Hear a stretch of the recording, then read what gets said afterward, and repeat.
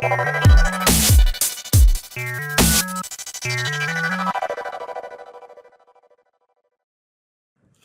that, we have to create one more method. So hit Alt Enter and click on Override Methods and select On Post Execute, this one, and hit OK. Now here we will so on post execute means after our task is done, after our processing is done, we have to dismiss that progress dialog. So for that, write progress dialog dot dismiss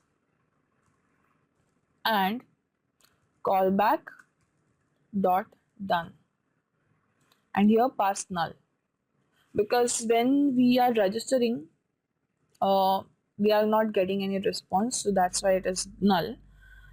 In the when we are going to fetch the data from the user, it will be contact object here. So this is done. Now we have to create one more class. It will for fetching the data from the server, and it will be similar to the store data async task class. So write public class fetch data async task, and it will again take three values here: void, and the third one will be contact here, and it will also extend async task. Actually it will be here, and now copy these statements, the first two and the constructor, because it will be similar, and paste them here.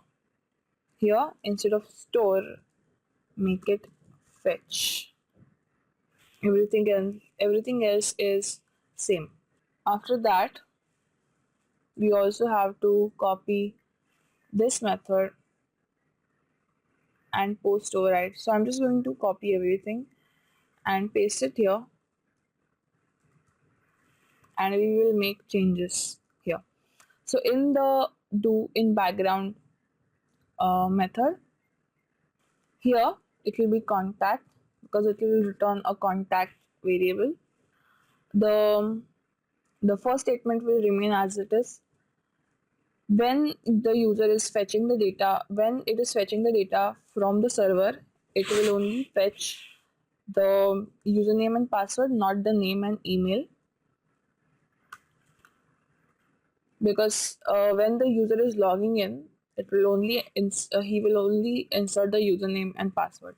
So this will be the data to send. This will remain as it is. Here instead of register.php, it will be fetch user data.php. Here the first statement in the try catch block, the first statement will be as it is, but when the client is executing the post, it will get a response from the server. So we have to save that response. So write http response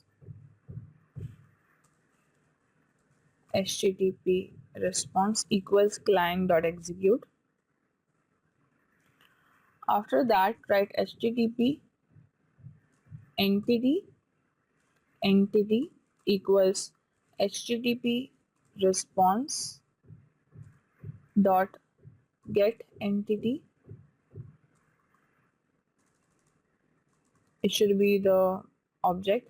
So http response dot get entity.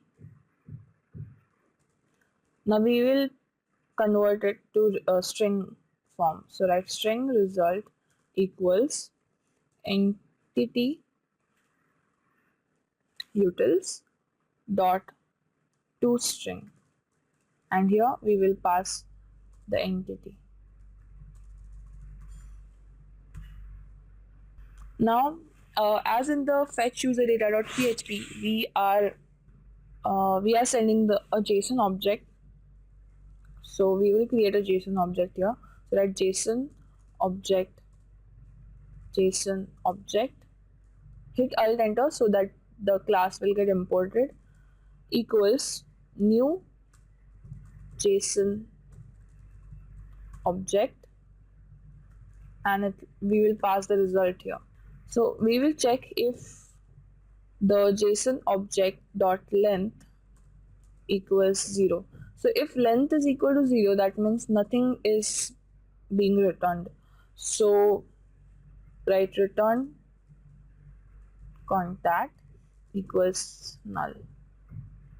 So before the try catch block, I'm going to create a contact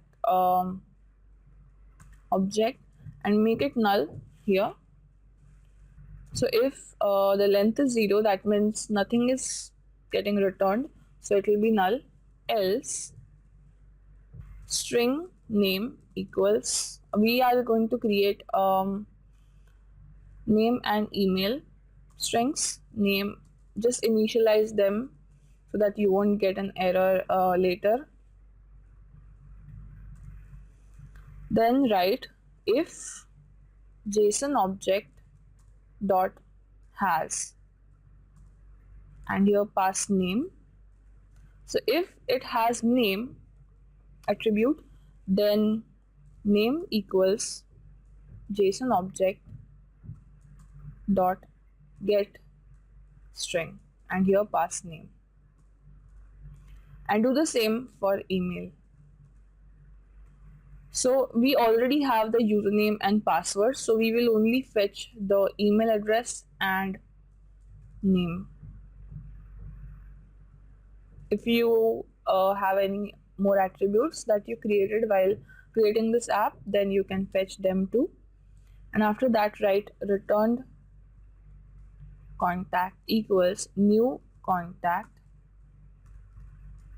and here pass this name, email, and for the username and password we already have them, so write contact dot username and contact dot password.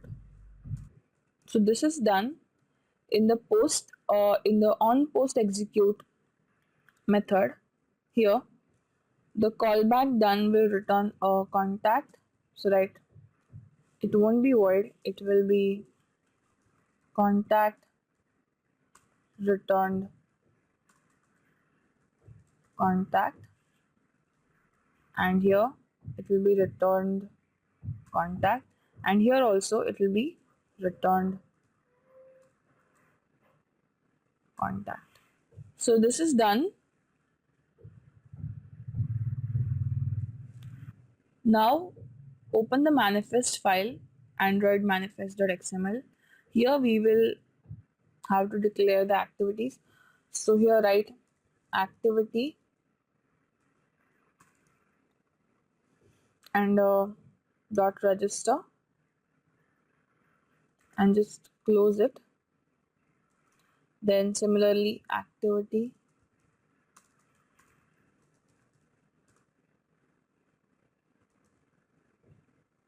display info, and main activity is already there. After that we have to write one more thing here. So write uses permission, and for the name write android.permission.internet and close it, because we will need internet. So this is done. Now